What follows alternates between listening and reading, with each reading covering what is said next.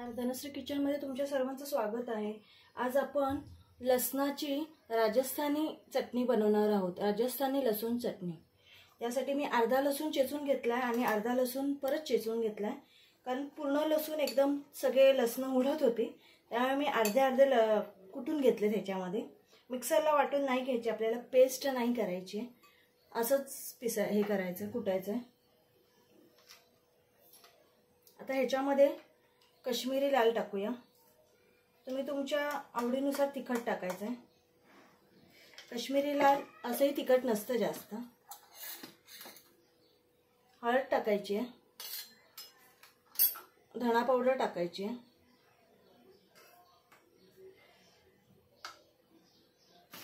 आणि कसुरी मेथी आपण अशा हातावर हे करून घेणार आहोत।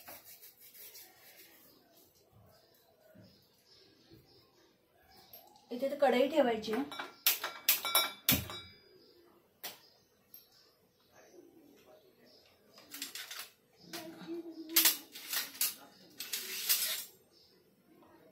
तेल टाकून घ्यायचं। इथे तेल तापायला ठेवले, तोपर्यंत ह्याच्यामध्ये पाणी टाकून हे बारीक करून घ्यायचं।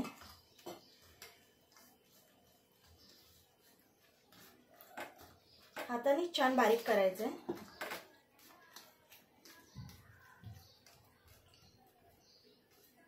बघू शकता झालेलं आहे बारीक। आता इथे तेल तापलेलं आहे आपलं। आता आपण राई, जिरं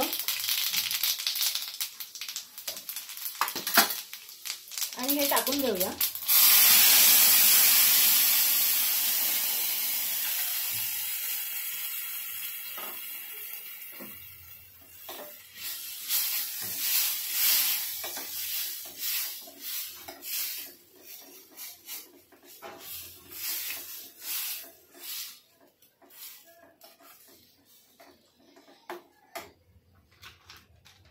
याच्यामध्ये आमचूर पावडर टाकायची, थोडी टाकायची, कारण आपण एक अर्धा लिंबू पिळणार आहोत।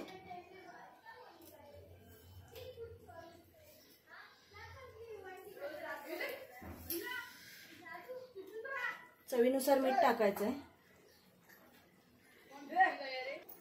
चवीनुसार मीठ टाकूया।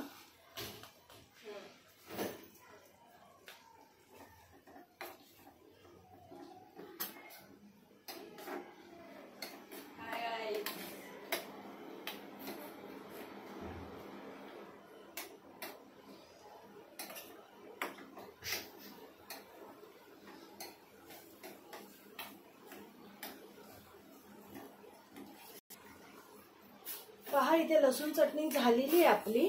तुम्ही चपाती बरोबर किंवा डाळ भात असेल तर त्याच्याबरोबर खूप छान लागते, नक्की करून बघा। आणि माझी वर तरी आलेली नाही आहे तेलाची, कारण की मी तेल जास्त नाही वापरत, अगदी थोडंच टाकते। असंही तेल शरीरासाठी अपायकारकच असतं, त्यामुळे तेल हे तुम्ही ज्या पद्धतीने खाता त्या पद्धतीनेच टाका। अगदी असं वर तरी आलीच पाहिजे असं काही नाहीये।